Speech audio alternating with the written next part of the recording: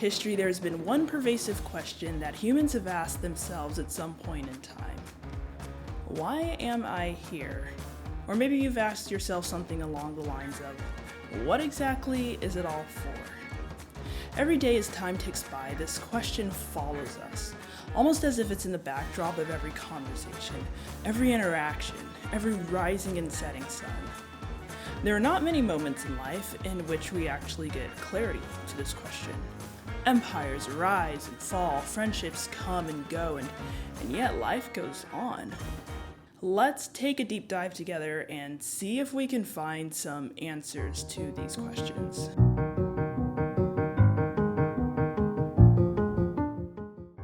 Okay, so I want to ask you something.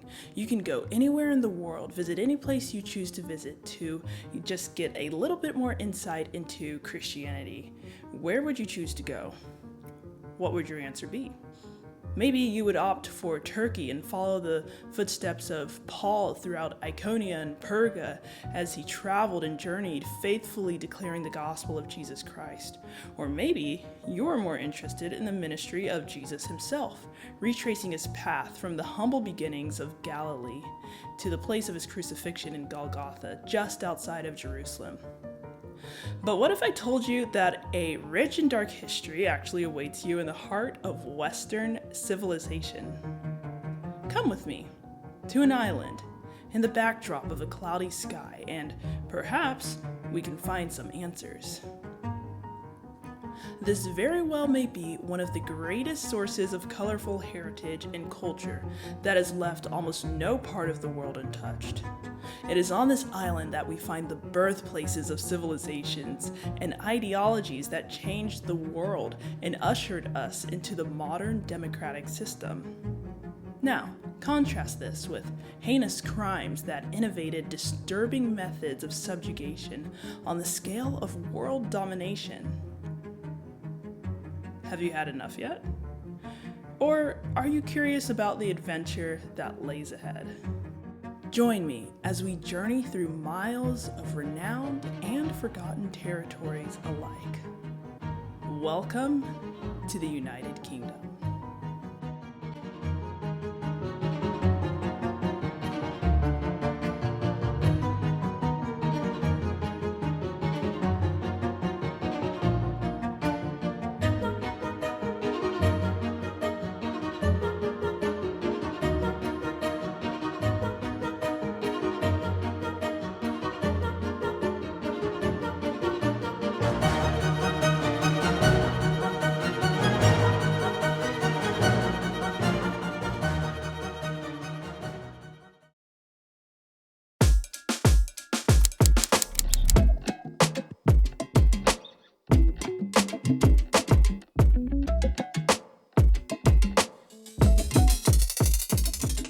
Okay, so it's June 8th, 2025. I have just landed in the heart of a city known for its vibrant culture and rich history and literary heritage.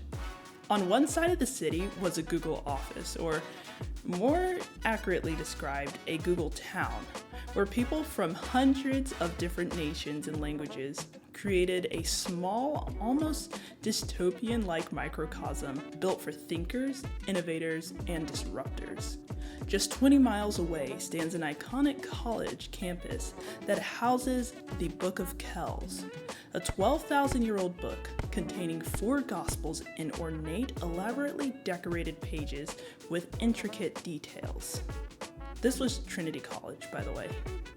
Needless to say, Dublin remains an eclectic mix of modern and ancient heritage and technologies juxtaposed in a landscape designed to cater to anyone from the industrialist to the tourist. So what was I doing there? Well, you may be surprised to know that I was actually there to learn about the gospel. Alright, so it sounds a little crazy, right?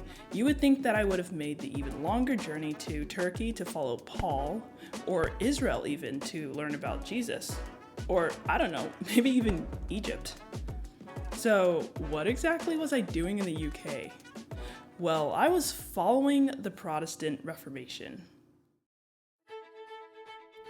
Basically, it just sits there as a monument to the past. 1877, it was a craze for having those organs in big halls and places of this nature. You see, something strange was happening across the UK and even a parallel work in the United States. Reformations were beginning to break out in key places in Ireland, Scotland, Wales, and England. A rich heritage and understanding of different revelations were beginning to unfold that would shape the church for centuries to come. These moves helped usher the church into what it is today, which in and of itself is a bit of a scary thought, because when you think of the modern church landscape, it can feel a little nerve-wracking, and sometimes I believe it can feel a little far from what Christ envisioned for us. But all the more reason to take a deep dive into history, I think, and see how we got here. By knowing and understanding our history, we can see where movements have become sanitized and almost seemingly powerless. We can also see how revival is truly born, how the annals of history are written. What kind of person does God use? What kind of prayers does God answer?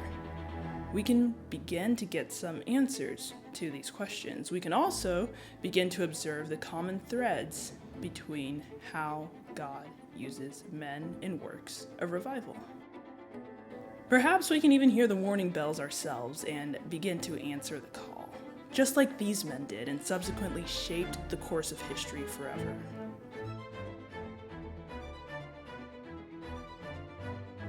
Darby, a man, a plan, and an unruly horse. Enter John Darby. It's late 1827. The winds in Ireland are picking up.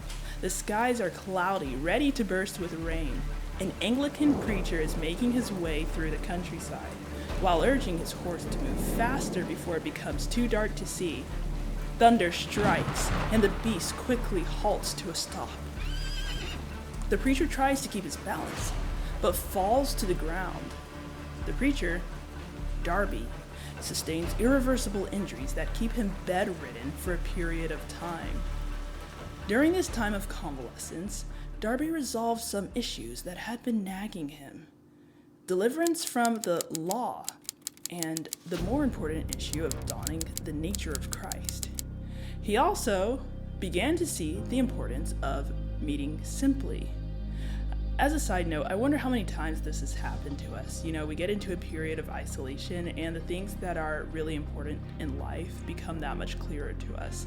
And we really just long and yearn for the things that are pure and simple. Well, Darby yearned for meeting simply, or in other words, meeting with brethren in an informal manner where everyone had something to share rather than the formal segregation of church and laity on Sundays.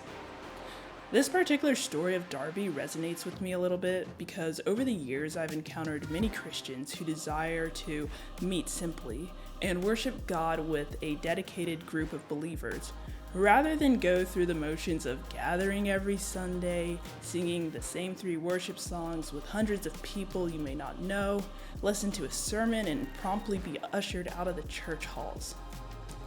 It's clear to me that throughout history, various people have recognized the same issues that we do today. In fact, I think you'll find this is a common theme. A lot of things are actually very cyclical. Anyway, back to Darby. So this was a man who was born in Westminster, London, formerly trained at Trinity College, Ireland. Remember the Book of Kells we talked about earlier? Well, it's actually housed in Trinity College. Darby was ordained an Anglican minister in 1825, but he abandoned his clerical robe. In 1828, Darby published his first pamphlet entitled The Nature of the Unity of the Church of Christ, which challenged both Catholic and Protestant church structures, calling people together only on the basis of being members of Christ's body. This was the beginning of what would be known as the Brethren movement. Soon after recuperating from his leg injury, Darby began to meet with 4 other men, J.G. Bellett, Cronin, a Mr. Hutcherson, and a Mr. Brooke, for the purpose of mutual fellowship in Fitzwilliam Square. We actually visited Fitzwilliam Square in Ireland, by the way, and that was pretty neat.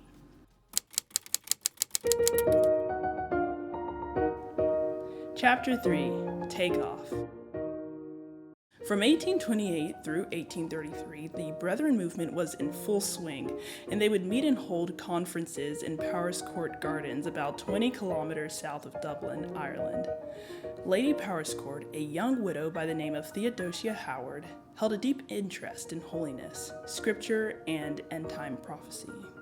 She gladly hosted Brethren meetings in her estate and became very close with Darby. Some might say a little too close for comfort, but we'll get to that later. Because they actually even considered getting married. By 1832, the Brethren movement was in full swing. Plymouth Brethren started around 1832 in England. A man by the name of George Muller from Plymouth Brethren went to Bristol and cared for over 10,000 orphans in his lifetime. Muller's close friend, Robert Chapman, was another key figure in the Brethren movement, and he was referred to as the Apostle of Love. He sold all of his possessions and served at what was known as Ebenezer Chapel. So we can see that the Spirit was beginning to stir up the hearts of several different people around the same time to achieve the same goal, a work of recovery and revival. Meanwhile, Darby began to expand on what we recognize today as dispensational theology. Dispensational theology is essentially the idea that history is divided into different time periods or dispensations. Some examples include the dispensation of innocence, known as the Garden of Eden, or the dispensation of the law. Moses to Christ is when that time period was. Another dispensation is the dispensation of grace, also known as the church age. In any case, there are several different dispensations. Darby's ideas were rooted in Ephesians, which expands on the nature of the heavenly church. Daniel and Revelation, the prophetic timelines of Israel, and Matthew 24 through 25, which talks about distinctions in Jesus' prophetic teachings. Darby rejected the idea that Israel replaced the church and began to systematize dispensationalism during the early years of the Plymouth Brethren.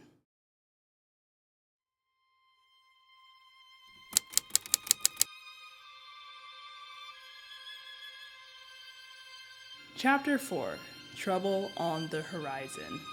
So during this time period, things were going great. In fact, you might even say maybe they were going a little too good.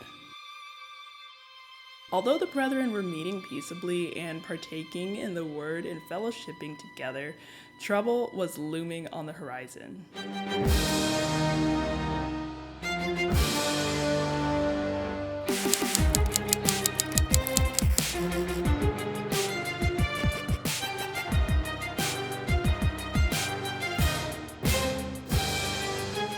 So what happens when you become the very thing that you preach against? Well, in 1845, turbulence erupted in Darby's ministry. Darby claimed that a Mr. Newton, another leader of the Brethren movement, who was identified with the Brethren movement in the Bethesda Church, was exercising spiritual dominance over the assembly in Plymouth, England. So Darby contended the following, and this is my best impression of him. Newton's dominance in the assembly was unsatisfactory, not because he did not deserve the respect of the able teacher he was, but because it actually limited the spiritual vision of those in the assembly whose loyalty to him tended to overshadow their loyalty to the Lord. Darby believed that the church at Bethesda should be closed down as a result of Newton. However, Newton and those who met with him continued to meet, albeit apart from Darby and his followers. After a couple of years, some of Newton's manuscripts that were notes on the Psalms fell into Darby's hands. Darby asserted that these notes claimed erroneous doctrine regarding the nature and sufferings of Christ. After much back and forth, a schism occurred. Those who stood with Darby became known as the exclusive brethren, who are still around today, by the way, and those who wanted to pursue fellowship with all brethren became the open brethren.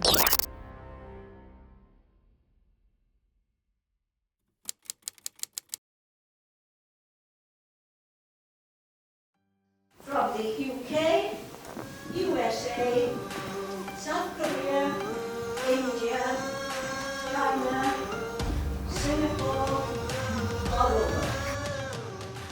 Darby had a major impact on many notable Bible teachers, including D.L. Moody and C.I. Scofield. His written ministry includes translations of the scriptures into French, German, and English. In fact, you may even be familiar with the Darby translation of the Bible. You can pretty much find it on any popular Bible application. Furthermore, Darby had indisputable impacts on theology that would shape the modern-day evangelical church. Remember how I talked about earlier that Darby and Powers Court got a little close to each other and were considering potentially getting married? Well, they never actually got married. They decided not to tie the knot after much prayer, and Darby himself said that he would not want Powers Court to feel alone while he spent much of his time dedicated to the ministry, which, hey, I respect that. Darby, on the other hand, died at the grand old age of 81, after many years dedicated to ministry and the Lord. Okay, chapter 6, what now? I think this is the most interesting part of this video because we get to reflect a little bit on what it is that we have learned and heard and seen in Ireland.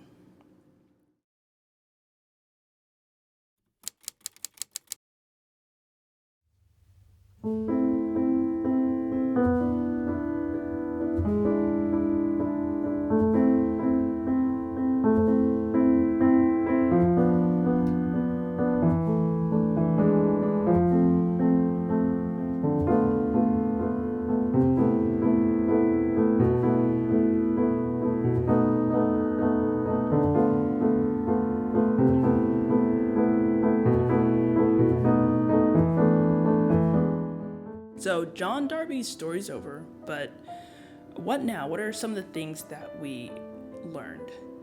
You know, as I learned the story of Darby in Ireland, I couldn't help but recognize some hauntingly similar parallels between the state of the church then and the state of the church today. People were tired of institutionalized churches and yearned for simple meetings where they could be vulnerable. And one other thing that I want to go back to is the question that we asked earlier, this question of purpose and this question of identity. I think a lot of the times in church circles, we get so fixated on this idea of purpose and identity and who am I meant to be, what am I meant to be doing, who am I meant to marry, what career am I meant to have. Whereas, one of the things that Darby emphasized was meeting simply with brethren and sisters and reading and praying and studying the Bible. And I think that when you are focused on these activities, especially with other people, your identity naturally begins to become revealed to you. You are now opening yourself up in the context of other people. So your identity becomes tied to your assignment and your mission in life as it relates to others. This reminds me of Corinthians 12:26 verses 27. So basically in this passage, Paul is talking about the body of Christ. And after he describes the unique role that each member plays, Paul writes the following: if one part suffers, all the parts suffer with it. If one part is honored, all of the parts are glad.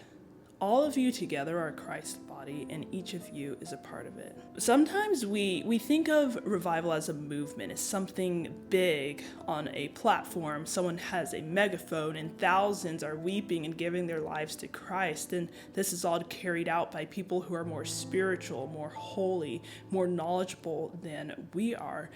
But I think, in reality, revival is the responsibility of every believer.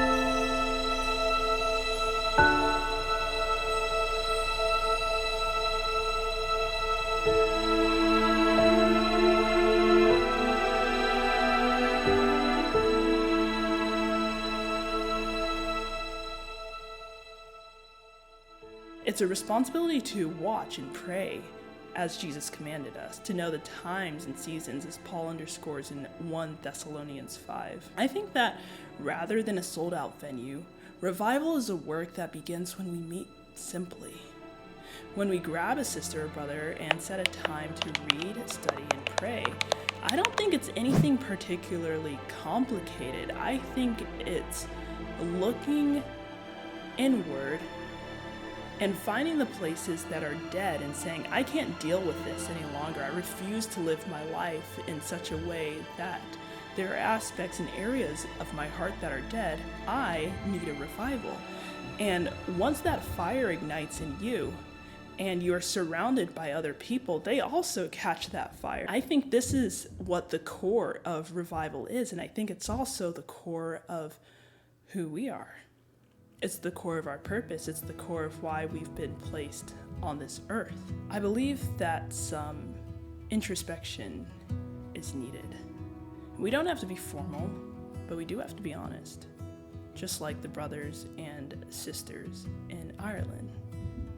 Now back to that question that we think about all the time, that becomes even more pronounced as the years of our lives tick by. Why have I been put here? I would propose that you might find that answer in your pursuit of revival, in your pursuit of God, just like John Darby. I would love to end this video and give you an equation that says 2x plus 4y equals 96. Solve for x. There's your answer to this question. But the reality is there is only one being that can provide that clarity.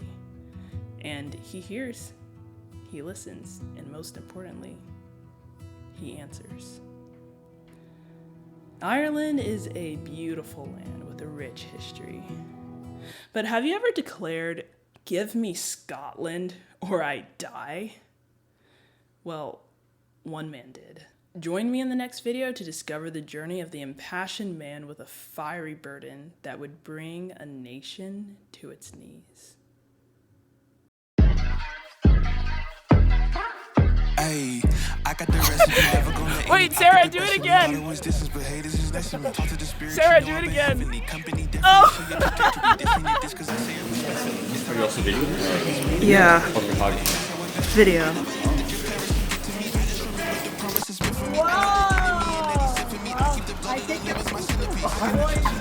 McDonald's is a tourist attraction for Americans. I'm just gonna document this. Okay. How are you feeling before the test?